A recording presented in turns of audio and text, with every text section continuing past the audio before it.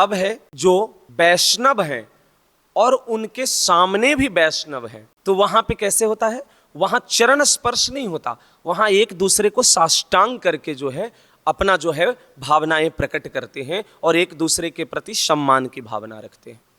ब्राह्मण को चरण स्पर्श करना चाहिए। जो तिलकधारी ब्राह्मण हो, कंठी वैष्णव है, कंठी और तिलक धारण किए हुए, उर्धपुंड तिलक हो, कंठी हो, उनको तो चरण स्पर्श करना चाहिए। जो भी गृहस्थ हो, जो भी संसार में व्यक्ति रह रहे हो, उनको चरण स्पर्श करना चाहिए ब्राह्मण देवता को, क्योंकि विप्र के चरण स्पर्श का बहुत बड़ा महत्व है और विप्र से चरण स्पर्श नहीं कराना चाहिए, ये ध्यान रहे।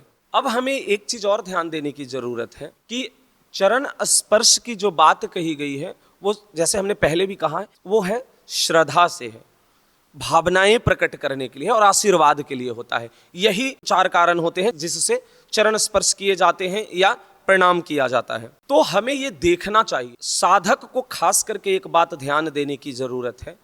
अगर कोई व्यक्ति जो साधन पक्ष में चल रहा हो, साधक हो, साधना कर रहा हो, अगर उसके सामने कोई भी वैष्णव आता है तो वो चाहे उससे बात करता हो या नहीं करता हो, उसको जानता हो या नहीं जानता हो, उससे उसकी पहचान हो या नहीं हो, उसके सामने आते ही, देखते ही झुक करके अभिवादन करके राधे राधे, राधा वल्लभ श्री हरिवंश, राधे श्याम, सीताराम, जो भी मतलब उनकी परंपरा का नाम है, उससे संबोधन करके उनसे मिलना चाहिए, उनके सामने उनका सम्मान प्रकट करना चाहिए।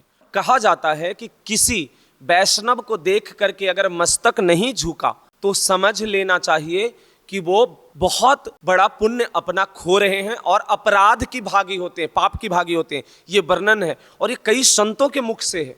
तो ये हमें ध्यान देने योग्य बात है कि किसी वैष्णव को देख करके हमें कुछ नहीं तो राधे राधे करके चल जाना चाहिए। अगर हम जोर से नहीं बोल रहे हैं तो कम से कम अंतर मन में तो जरूर ही मस्तक झुका करके, चाहे वो पहचान के हो या नहीं हो। अभी क्या है, देखो अभी एक अलग ही चलता है सिस्टम। अगर हमारे कोई पहचान के है तो हम झुक करके उनको, कोई भी संत वैष्णव अगर हमारे पहचान के तो हम झुक के उनके राधे राधे करेंगे, पर अगर वो पहचान के नहीं है तो उनको नहीं झुक के राधे राधे करेंगे, हम चुपचाप चल दिए। ये अपराध है, ये अपराध माना, गर्ग संहिता में है, वर्णन है, ये अपराध है। इसीलिए किसी भी वैष्णव को देखते ही उनके सामने सम्मान की भावना प्रकट करते हुए अपने इष्ट के नाम के उच्चारण के साथ उनका अभिवादन करें, उनके लिए सम्मान प्रकट करें। जो भी श्रद्धा रखते हैं अपने बड़े बुजुर्गों में, तो उन्हें दोनों हाथ से ही चरण स्पर्श करना चाहिए या मस्तक रख करके चरण स्पर्श करना चाहिए, आशीर्वाद लेना चाहिए। नहीं तो अब तो ऐसी परंपरा हो गई कि घुटने से ऐसे स्पर्श करते हैं, वो भी दूर से, तो श्रद्धा नहीं रह गई बड़े बुजुर्गों के प्रति। तो हमें ये ध्यान देने योग्य बातें हैं।